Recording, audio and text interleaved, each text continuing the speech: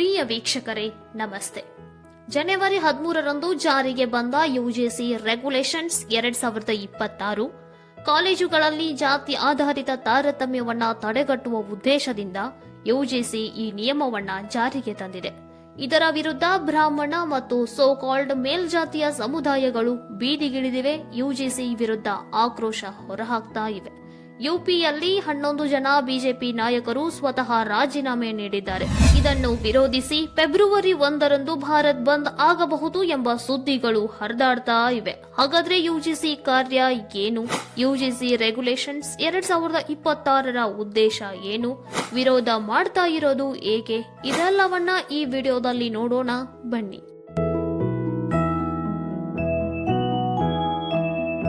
UGC ಕಾರ್ಯ ಏನು? ಉನ್ನತ ಶಿಕ್ಷಣದ ಗುಣಮಟ್ಟವನ್ನ ಕಾಯ್ದುಕೊಳ್ಳುವುದು ಮತ್ತು ಅಭಿವೃದ್ಧಿಪಡಿಸುವುದು ಇದರ ಮುಖ್ಯ ಗುರಿ. ಯಾವ ವಿಶ್ವವಿದ್ಯಾಲಯ ಮಾನ್ಯತೆ ಹೊಂದಬೇಕು ಎಂಬುದನ್ನು ನಿರ್ಧರಿಸುತ್ತದೆ. ಕೇಂದ್ರ ಹಾಗೂ ರಾಜ್ಯ ವಿಶ್ವವಿದ್ಯಾಲಯಗಳಿಗೆ ಹಣಕಾಸಿನ ಸಹಾಯ ಮಾಡುತ್ತದೆ. ಜೊತೆಗೆ ನಿಯಮಗಳು ಮತ್ತು ಮಾರ್ಗಸೂಚಿಯನ್ನ ರೂಪಿಸುತ್ತದೆ. ವಿದ್ಯಾರ್ಥಿಗಳ ಹಕ್ಕು ರಕ್ಷಣೆ ಮಾಡುತ್ತದೆ. ಒಂದೇ ಮಾತಿನಲ್ಲಿ ಹೇಳಬೇಕು ಅಂದ್ರೆ ಯುಜಿಸಿ ಉನ್ನತ ಶಿಕ್ಷಣದ ಕಾವಲುಗಾರ.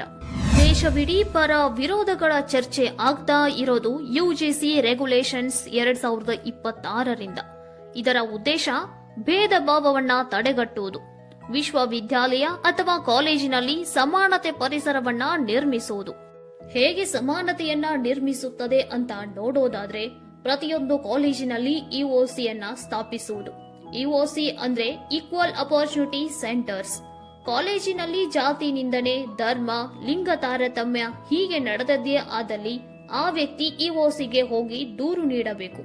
ದೂರುದಾರರು ವಿದ್ಯಾರ್ಥಿನೇ ಆಗಿರಬಹುದು ಅಥವಾ ಸಿಬ್ಬಂದಿನೇ ಆಗಿರಬಹುದು. 24x7 ಸಹಾಯವಾಣಿ ಮತ್ತು ಆನ್ಲೈನ್ ಪೋರ್ಟಲ್ ಸ್ಥಾಪನೆ. ವಿದ್ಯಾರ್ಥಿಗಳು ಭಯವಿಲ್ಲದೆ ದೂರು ನೀಡಲು ದಿನದ 24 ಗಂಟೆಯೂ ಕಾರ್ಯನಿರ್ವಹಿಸುವ ಹೆಲ್ಪ್ಲೈನ್ ಮತ್ತು ಆನ್ಲೈನ್ ದೂರು ವ್ಯವಸ್ಥೆಯನ್ನ ಕಾಲೇಜು ಸ್ಥಾಪಿಸಲೇಬೇಕು. ದೂರು ನೀಡಿದ 15 ದಿನದ ಒಳಗಾಗಿ ದೂರುದಾರನಿಗೆ ನ್ಯಾಯ ಸಿಗುವಂತೆ ಆಗಬೇಕು. ಆಗದೆ ಹೋದಲ್ಲಿ ಅಥವಾ ನಿಯಮ ಪಾಲನೆ ವಿಫಲವಾದರೆ ಆ ಕಾಲೇಜು ಅಥವಾ ಯೂನಿವರ್ಸಿಟಿ ಮಾನ್ಯತೆಯನ್ನ ಕಳೆದುಕೊಳ್ಳುತ್ತದೆ ಅಥವಾ ಡಿಗ್ರಿ ನೀಡುವ ಹಕ್ಕನ್ನೇ ನಿಷೇಧಿಸಬಹುದು. 2012ರ ನಿಯಮವನ್ನ ಬದಲಾಯಿಸಿ ಯುಜಿಸಿ ರೆಗ್ಯುಲೇಷನ್ಸ್ 2026 ಜಾರಿಗೆ ತರಲಾಗಿದೆ. 2012ರ ನಿಯಮದಂತೆ ಎಸ್ಸಿ ಎಸ್ಟಿಗೆ ಸೀಮಿತವಾದ ಈ ಕಾನೂನಿನಲ್ಲಿ 2026ರಲ್ಲಿ ಒಬಿಸಿ ವರ್ಗದವರೆಗೆ ವಿಸ್ತರಿಸಲಾಗಿದೆ. ಅಂದ್ರೆ ಎಸ್ಸಿ, ಎಸ್ಟಿ, ಒಬಿಸಿ ಮತ್ತು ಮಹಿಳೆಯರು ಮತ್ತು ಅಸಕ್ತರಿಗೆ ಇದು ಸುರಕ್ಷತೆಯನ್ನ ನೀಡುತ್ತದೆ. ವಿರೋಧ ಮತ್ತು ಚರ್ಚೆ.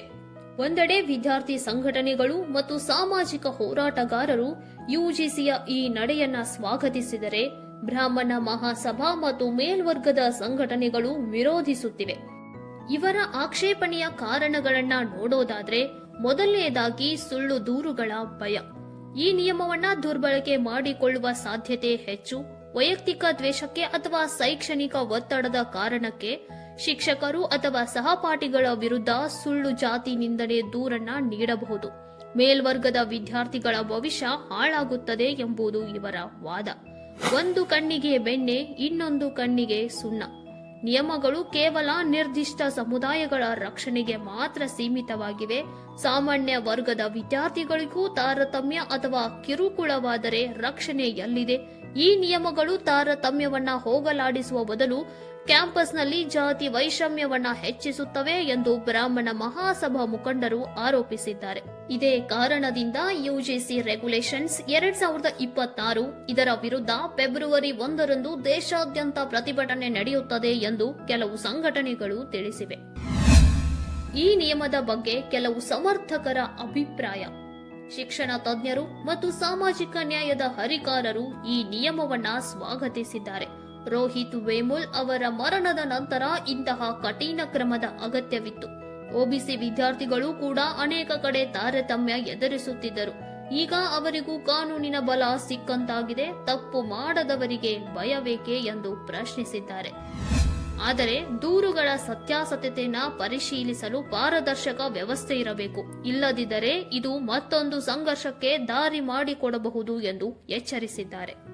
ಭವಿಷ್ಯದಲ್ಲಿ ಯಾವುದೇ ನಿಯಮ ಬರ್ಲಿ ಹೋಗ್ಲಿ, ಒಟ್ಟಾರೆಯಾಗಿ ವಿದ್ಯಾರ್ಥಿಗಳ ಹಕ್ಕುಗಳನ್ನು ರಕ್ಷಿಸಿ ಕ್ಯಾಂಪಸ್ ಅನ್ನ ಇನ್ನಷ್ಟು ಸುರಕ್ಷಿತ ಮತ್ತು ಸಮಾನ ವೇದಿಕೆಗಳಾಗಿ ರೂಪಿಸಲಿ ಎಂಬುದು ನಮ್ಮ ಆಶಯ. ಒಬ್ಬ ವಿದ್ಯಾರ್ಥಿ ಕಾಲೇಜಿಗೆ ಹೋಗುವಾಗ ಅವನಿಗೆ ಬೇಕಾಗಿರೋದು ಭಯವಲ್ಲ, ಭರವಸೆ. ಉನ್ನತ ಶಿಕ್ಷಣ ಎಂದರೆ ಕೇವಲ ಡಿಗ್ರಿ ಅಲ್ಲ, ಅದು ನ್ಯಾಯ, ಸಮಾನತೆ ಮತ್ತು ಗೌರವದ ಪಾಠ ಕೂಡ. ಇದು ಕೇವಲ ಸರ್ಕಾರದ ಅಥವಾ ಯುಜಿಸಿ ಜವಾಬ್ದಾರಿ ಅಲ್ಲ, ನಮ್ಮೆಲ್ಲರ ಜವಾಬ್ದಾರಿ. ಶಿಕ್ಷಣದಲ್ಲಿ ಸಮಾನತೆ ಇದ್ದರೆ ಸಮಾಜದಲ್ಲಿಯೂ ಸಮಾನತೆ ಬರುತ್ತದೆ. ಈ ವಿಷಯದ ಬಗ್ಗೆ ನಿಮ್ಮ ಅಭಿಪ್ರಾಯ ಏನು? ಕಮೆಂಟ್ ಬಾಕ್ಸ್ ನಲ್ಲಿ ತಿಳಿಸಿ. ವಿಡಿಯೋ ಲೈಕ್ ಆಗಿದ್ರೆ ಪ್ಲೀಸ್ ಲೈಕ್ ಮಾಡಿ. ಇನ್ನೂ ಸಬ್ಸ್ಕ್ರೈಬ್ ಆಗಿಲ್ಲ ಅಂದ್ರೆ ಈ ಕೂಡಲೇ ಸಬ್ಸ್ಕ್ರೈಬ್ ಮಾಡಿ. ನಿಮ್ಮ ಒಂದು ಸಬ್ಸ್ಕ್ರೈಬ್ ನಮಗೆ ಸ್ಫೂರ್ತಿ. ಮತ್ತೆ ಸಿಗೋಣ ನೆಕ್ಸ್ಟ್ ವಿಡಿಯೋದಲ್ಲಿ. Stay shine. ನಮಸ್ತೆ.